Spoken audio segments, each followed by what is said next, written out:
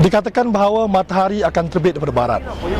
Sebenarnya matahari yang terbit di barat, kalau kita kaji, ialah berkenaan dengan Syiah Islam yang semakin aktif di negara ini. Terdapat dua kuasa yang cuba menaluki negara ini, iaitu Napoleon dan Hitler. Kedua-duanya menggunakan senjata untuk menarik ke bangsa ini, dan kedua-duanya gagal. Ini yang sedang dilakukan oleh Jemaah Ahmadiyah, iaitu berjihad menggunakan jihad intelektual. Bukan dengan jihad senjata, tapi jihad dengan menggunakan jihad intelektual untuk menaluki bangsa ini. Kenapa Jemaah Ahmadiyah menggunakan jihad intelektual untuk menaluki bangsa ini? Kerana Jemaah Ahmadiyah memahami siapa itu Dajjal. Sebab Rasulullah SAW bersabda bahawa untuk mengetahui Dajjal, bacalah 10 surah pertama, surah Al-Kahfi. Dalam surah ini, dalam ayat 4, mengatakan bahawa golongan yang mempercayai Tuhan itu memiliki anak. Dan siapakah golongan yang mempercayai Tuhan itu memiliki anak? Kalau bukan umat Kristian yang melambangkan salib. Itu sebabnya baginda Rasulullah SAW juga mengatakan bahawa nanti Imam Mahdi dan Nabi Isa yang akan membunuh Dajjal, mematahkan salib dan membunuh babi. Dan jika kita kaji permasalahan ini, ternyata ini tepat terhadap bangsa dan masyarakat di barat, terutamanya di UK.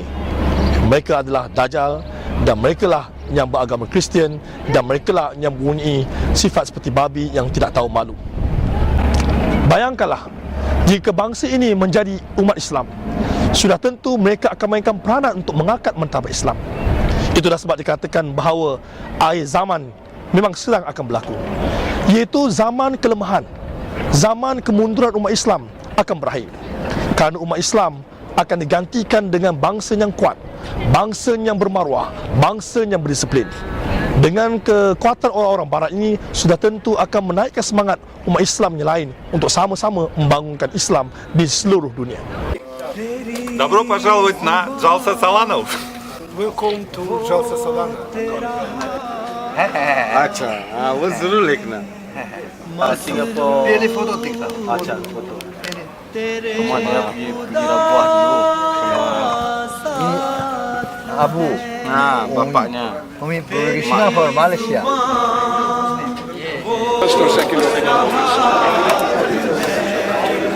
Alright then.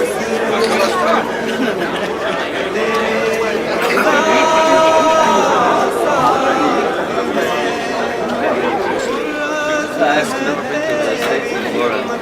In Europe, there's a lot of rumors about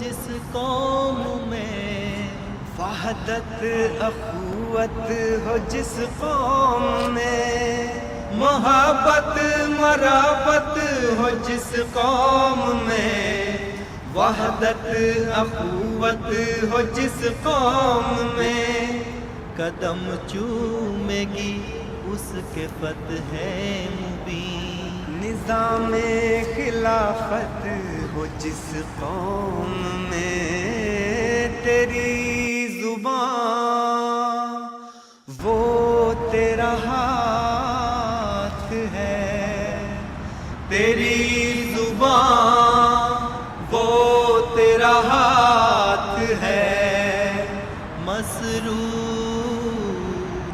तेरे खुदा साथ है तेरे हक में दस्ते दुआ बेशुमार लाखों करोड़ों तेरे गम गुसार तेरे हक में दस्ते दुआ बेशुमार लाखों crore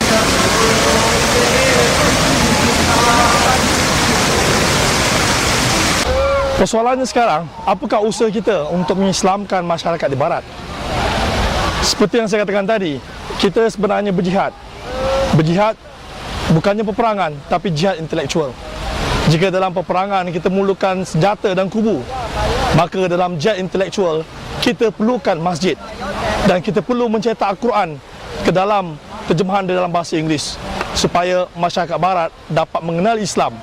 Dan kita perlu menghantar pendakwah untuk berdakwah di Barat. Dan bukan sahaja hanya menghantar, mereka harus tinggal di sini, bergaul dengan masyarakat Barat dan menyebarkan keindahan Islam.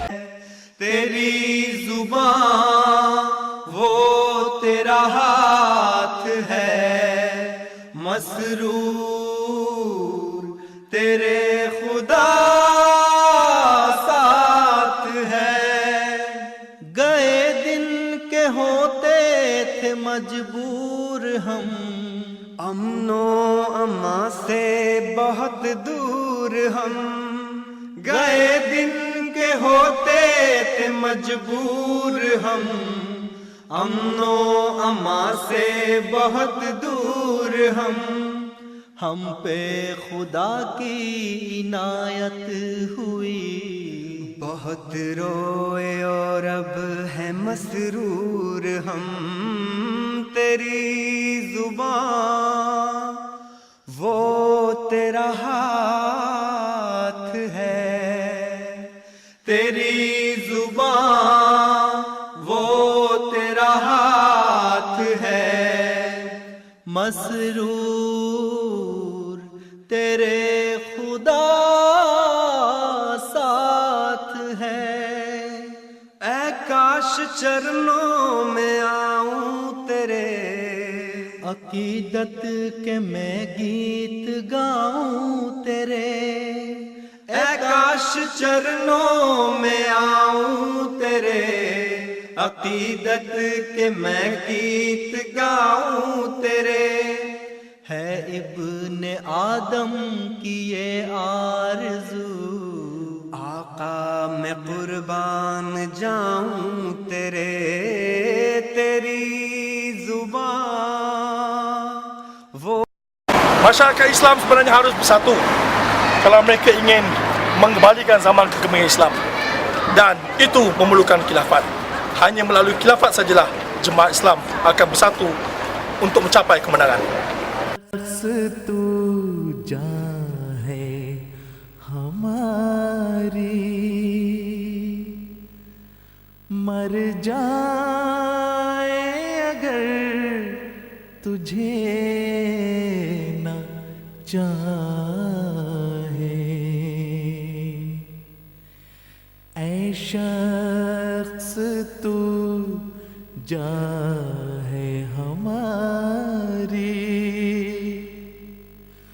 मर जाए अगर तुझे न चाहे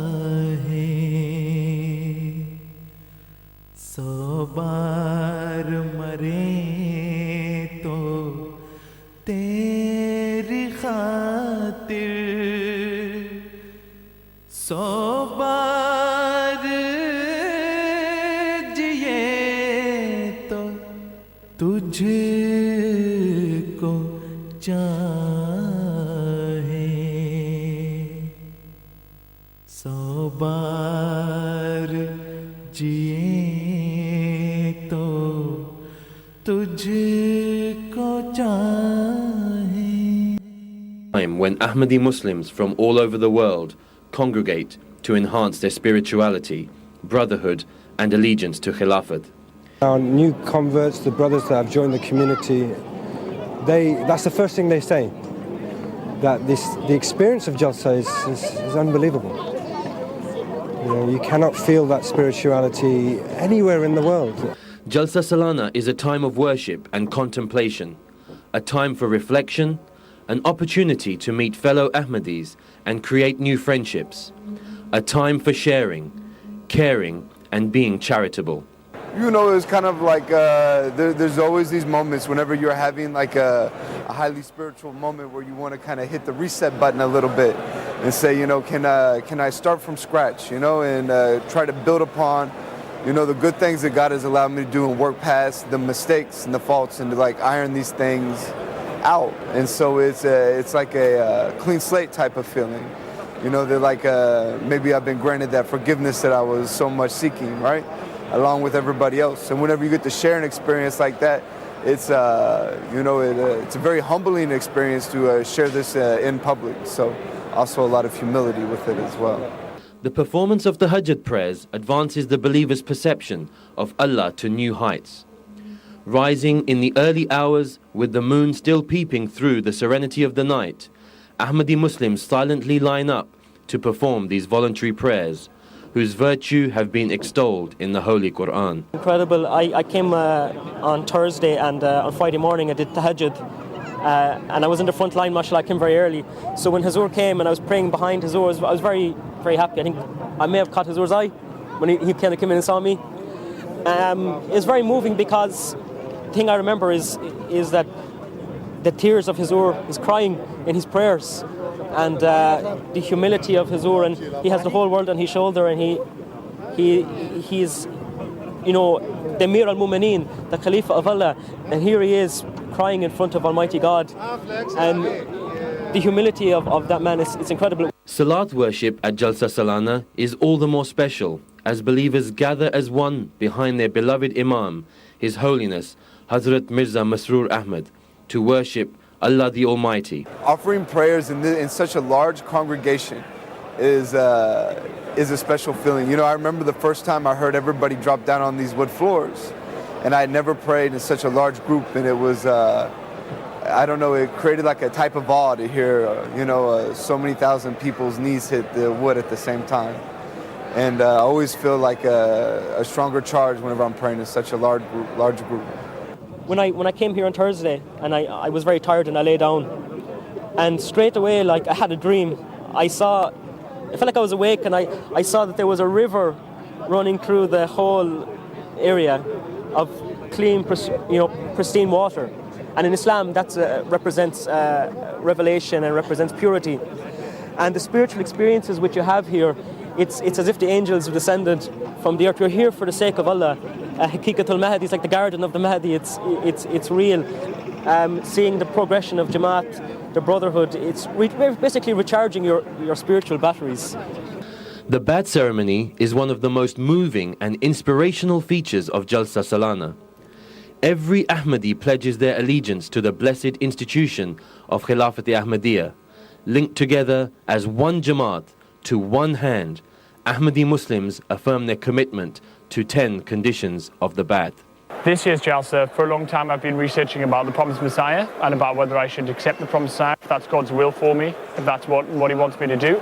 And it's been building up to kind of a climax, and so with this Jalsa, I was able to take a bit of time and a bit of space and talk to God and feel like I was able to do that step for God. So I was positive. I just wanted to do it for God. I just wanted to do whatever was right for God. So I prayed a lot.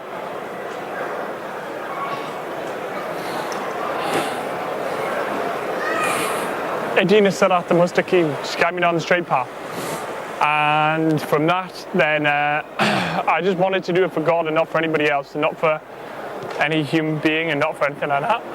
And I was felt comfortable and capable of doing that. So that's what I did. That's what I did. The most memorable experience that I personally had was when I was 18, and I invited a good friend of mine to come to the Jalsa. He came, and without any expectation, on the final day, he said he wanted to join the community. And it was such a great shock to me personally, because there was no expectation of that. But he said, just by meeting the brothers from all around the world here at Jalsa, he said, I have to be part of this community. The promised Messiah alayhi salam described Jalsa Salana as no ordinary gathering. Indeed, it is a journey of spiritual rediscovery and affirmation of faith and adherence to the will of Allah the Almighty.